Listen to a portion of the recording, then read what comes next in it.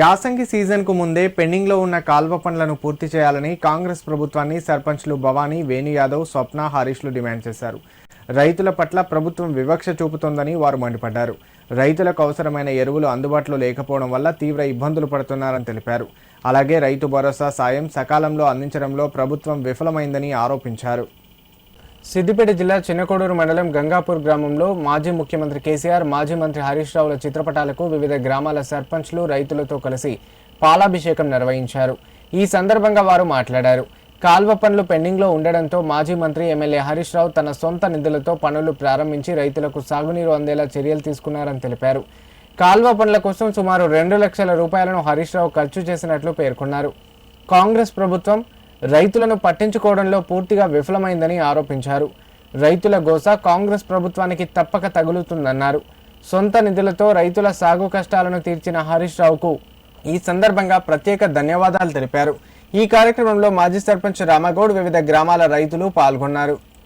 గంగాపూర్, గుర్రాలగొంది, మల్యాల పరిసర గ్రామాల రైతులకు Kaleshwaram project canals RD3, RD4 పక్కనే ఉన్నాయి, కానీ నీళ్ళు ఇవ్వడానికి చాలా ఇబ్బంది అవుతుంది. కాబట్టి కెనాల్ ఇంకా పూర్తి కానందున మేము గౌరవనీయులు హరీష్ అన్న గారి దగ్గరికి వెళ్ళి, సార్ మా గ్రామానికి నీళ్లు లేక పంటలు ఎండిపోయి రైతులకు ఇబ్బంది అవుతుందని మేము అనగానే వెంటనే తన సొంత ఖర్చుతో ఇటాచి సహాయంతో ఇరిగేషన్ వారికి మరియు R&B అధికారులను రప్పించి మాకు ఈరోజు నీళ్లు వదలడం జరిగింది.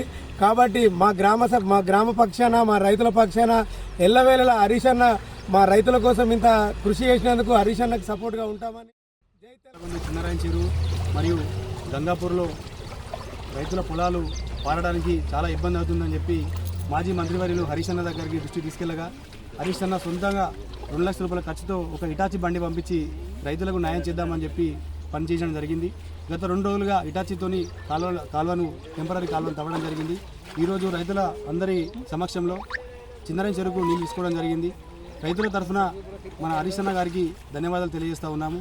ఈ కాంగ్రెస్ ప్రభుత్వం వెంటనే పెండింగ్ ఉన్న కాల్వలకు సంబంధించి భూసేకరణ పూర్తి చేసి, డిజైన్లు పూర్తి చేసి, కాల్వలు పూర్తిగా నిర్మాణం చేయాలని చెప్పి రైతుల పక్షాన డిమాండ్ చేస్తూ ఉన్నాం. వచ్చే సంవత్సరం వరకు కాల్వలు అన్నీ కూడా పూర్తి చేయకపోతే పెద్ద ఎత్తున ఆందోళన చేపడతామని చెప్పి బీఆర్ఎస్ పార్టీ తరఫున హెచ్చరిస్తూ ఉన్నాం.